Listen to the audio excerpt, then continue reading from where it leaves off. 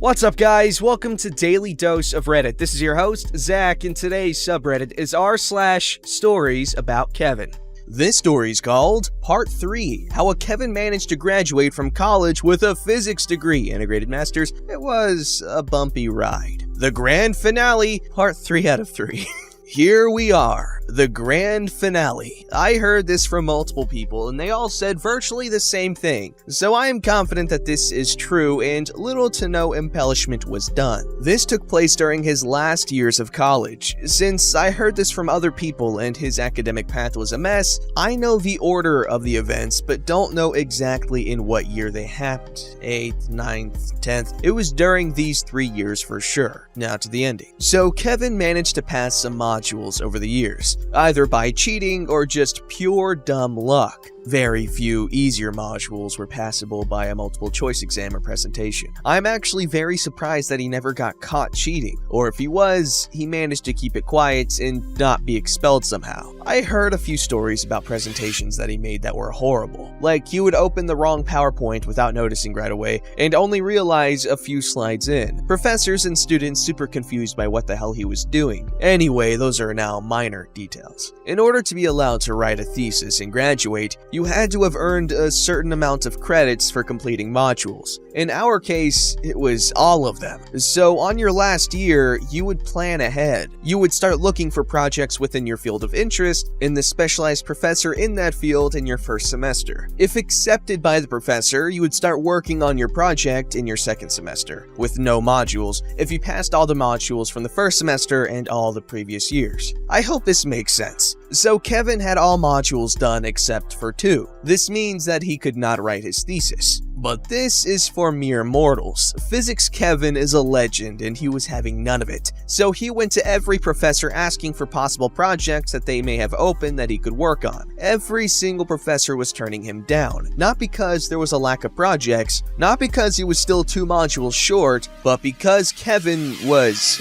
well, Kevin. They knew him from class and wanted nothing to do with him. Even some professors that didn't have him in class were warned by the others. Eventually, he found a professor that was willing to do a project with him. She even had this project aligned with a company, and after graduation, he would be instantly employed. She didn't know him. She was from obscure specialty field that even us were not really sure who she was, because she never taught any of us. Anyway, they started to have meetings, discuss the project. He had to turn in a motivation letter and let the college know his intentions, and professor had to do it too, in order to make it official. He met with people from the company and all that. She asked him if he had all the necessary credits. He said yes. All is good. The professor thinks that she has a student for her open project, the company thinks that they have their new specialist on that obscure field aligned, and Kevin has beaten the system and is getting a thesis before time. Everyone is happy. So Kevin is lazy. It took him 1 year to write a small, mediocre thesis. Meanwhile, he was still secretly attending his last 2 modules and failing. If he had passed those modules during this year, everything would be fine, but he didn't. My friends asked what he was going to do because he's either going to get caught when he presents his thesis or later because he can't get a diploma without passing all modules. And the company was counting on him starting to work after he presents his thesis and they would require his diploma in order to hire him. Kevin decides to set in motion his ingenious plan. He asked for an extension on his thesis presentation, which allowed him to present in late September rather than June. Then he paid for extra resits on those 2 modules, which he was allowed because there were only 2. And those resits are early September. As per university rules, the grades on those resits had to be delivered in 5 working days. So if he passed, he would have all the credits by the time of the thesis presentation. Genius! Until he screwed it up. Here is how. He passed the first module and failed the second. Because the second module was super hard, he decided to swap it to this very obscure first semester module that no one ever takes. New plan? In his mind, he would do the thesis presentation, make excuses to the company on why he doesn't have his diploma, work at the company while low-key doing his last module that was starting now in September. After that module was done, he would ask for the diploma and take it to the company. No one will ever know, he said.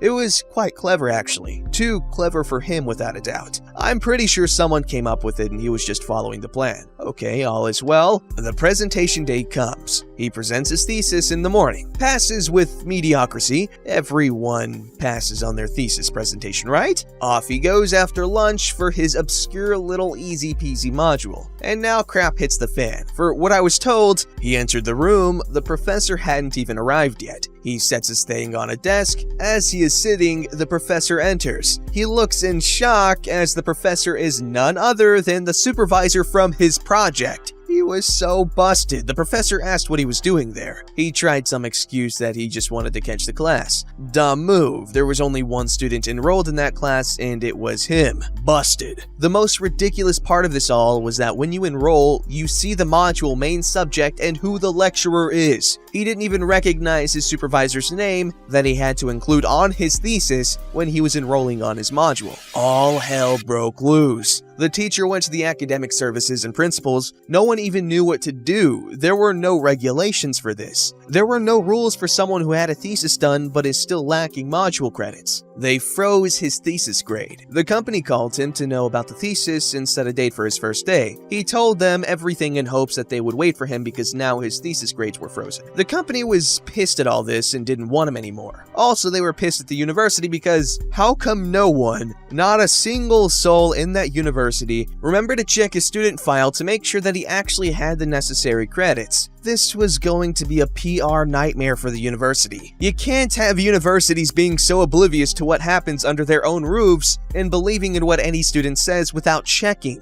So they kind of brushed it under the rug, allowed him to take the obscure module and pass him. When he passed, they unfroze his thesis, gave him a diploma, and sent him on his own way forever. And this is the tale of how Kevin got his master's degree in physics after 10 years of ups and downs, mostly downs.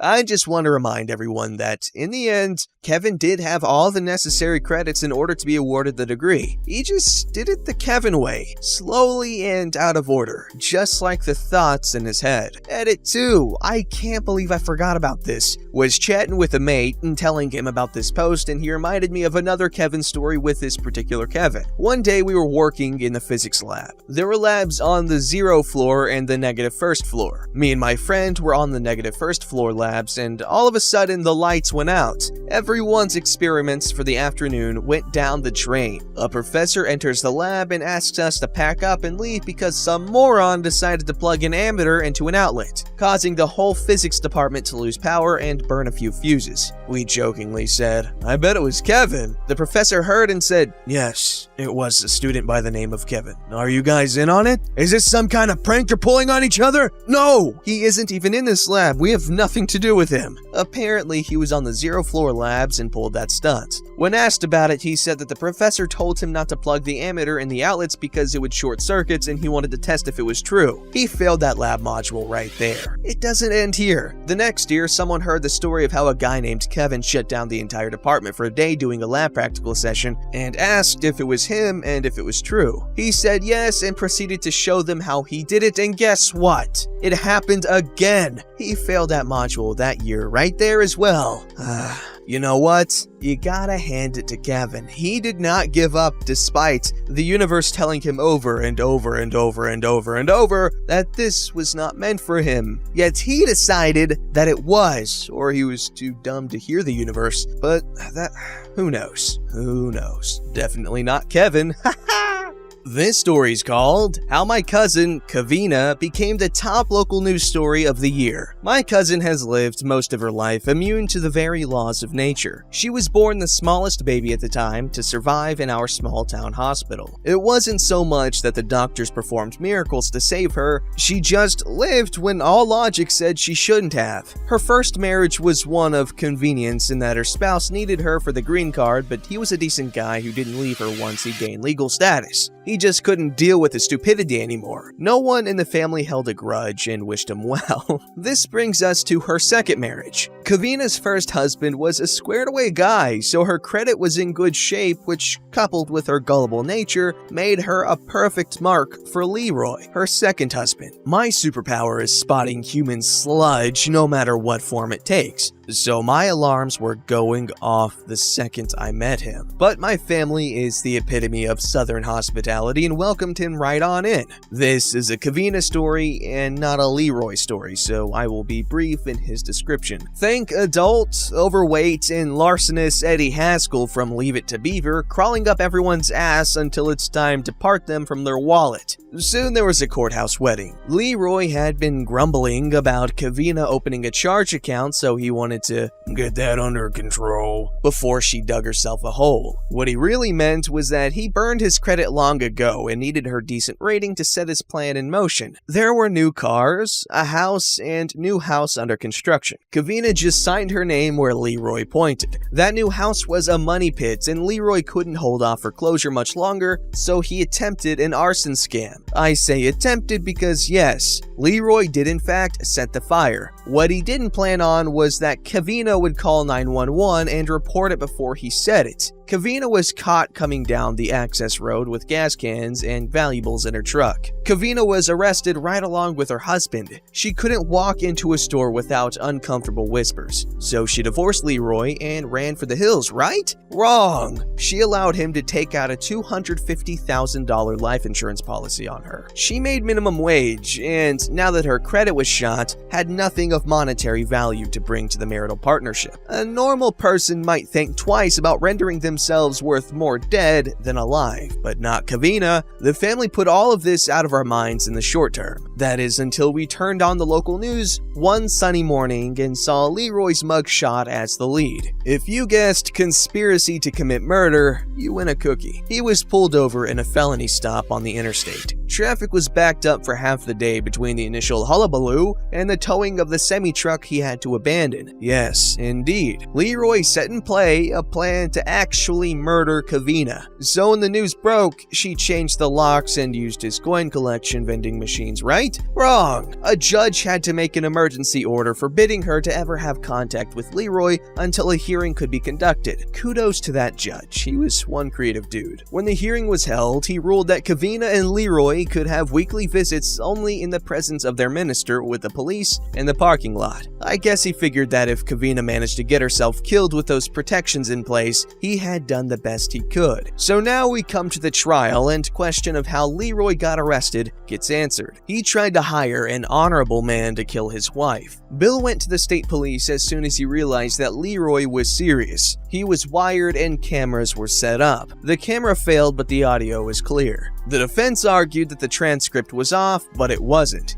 Bill's testimony hammered it home. I will never forget him describing Leroy visiting at his house for a breakfast meeting, sitting in his rocking chair, eating scrambled eggs while he was working out the merits of different methods of offing Kevin. If you know Leroy, you didn't need the video. Your imagination did a fine job. Running her off the road was discarded and a botched robbery was agreed upon. It was clear that the money changed hands. At this revelation, Kevin stood up in court and screamed, "Bastard!" at Leroy, right? Wrong. She set up her next visit with him through his attorney after court adjourned for the day. All through the first part of the trial, the prosecutor is giving himself ulcers trying to get Kevin to testify against Leroy. She has shown evidence that no one else has seen, including pictures of Leroy with his new girlfriend in another state. Kevin will not budge. Leroy explained all of this to her, and it's all a big conspiracy. As soon as he is cleared, they are gonna move and have a very happily ever after. The prosecutor knows when he is licked and sets up a plea for a much lesser charge. The kicker was that he, Leroy, had to agree to leave the state and never return. A true honest-to-God banishment. So Leroy had but a little time left before the get-out-of-Dodge thing kicked in. He was now free to meet with Kevin without chaperones. I seriously doubt the judge cared who killed who at this point. Leroy tells Kevin that he has a house lined up for them in a new state, failing to mention that his girlfriend is living in it. All he needs is settle the bond hold on their house and liquidate it, and they can be off in their new life. How stupid do you think I am? She raged at him, right? Wrong. What do you need me to do? Was her response. While Leroy was on house arrest at his minister's house, he convinced him to gather money from the congregation to satisfy the mortgage on the house and got a buyer lined up. Now, with the quitclaim deed that Kevin had just signed, he had 100% of the equity. It took her months and much reasoning from multiple people before she accepted that he wasn't going to send for her. Oh my god, does she live in Egypt? Because that woman is just freaking head deep in denial.